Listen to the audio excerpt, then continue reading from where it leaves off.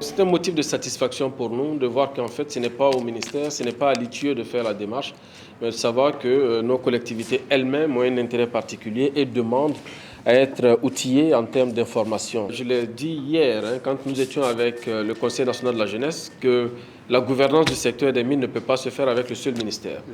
Nous pensons que nous devons le faire avec l'ensemble des acteurs. Et pour moi, les municipalités, les collectivités dans leur ensemble sont un maillon essentiel dans cette gouvernance-là. Ma motivation ici, c'est de connaître vraiment la situation générale même de l'apport de l'or, en tout cas des industries, de voir comment l'or même participe au développement de nos collectivités.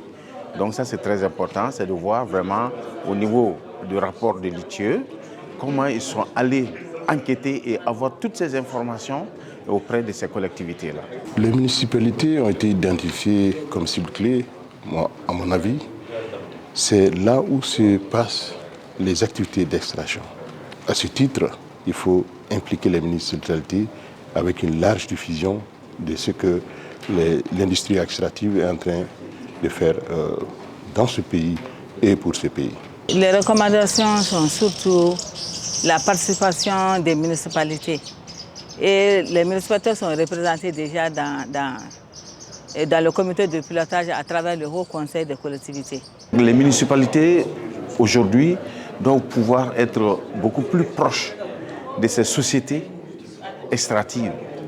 Parce que pour que les recommandations de l'ITIE puissent voir le jour ou bien être mises en application, ça se base sur les collectivités. Les collectivités doivent être vraiment beaucoup plus proches de ces sociétés pour essayer quand même de mettre en application ces recommandations-là. Le comité de pilotage mobilise sur place et dans les communautés pour savoir exactement qu'est-ce qu'ils ont comme préoccupation et qu'est-ce que les sociétés minières qui sont dans leur contrée les apportent.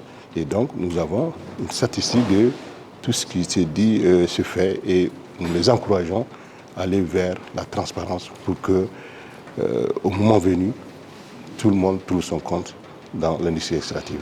L'ITIE collabore avec les municipalités locales et nous voulons que ces dissimulations permettent à ceux qui comprennent le système pour qu'ils puissent gérer les patentes qu'ils reçoivent. Nous attendons beaucoup du ministère des Mines et de l'ITIE dans la mesure où nous avons besoin de beaucoup d'informations. Et pour ces informations, je pense que l'ITIE est mieux placé pour nous donner les bonnes informations. Aujourd'hui, on ne connaît pas vraiment la quantité d'or produite par l'exploitation artisanale. Donc ce que nous cherchons, c'est de pouvoir quand même capitaliser tout ce qui est au niveau de l'exploitation artisanale de l'or. Donc c'est ça ma motivation aussi, c'est ça mes attentes.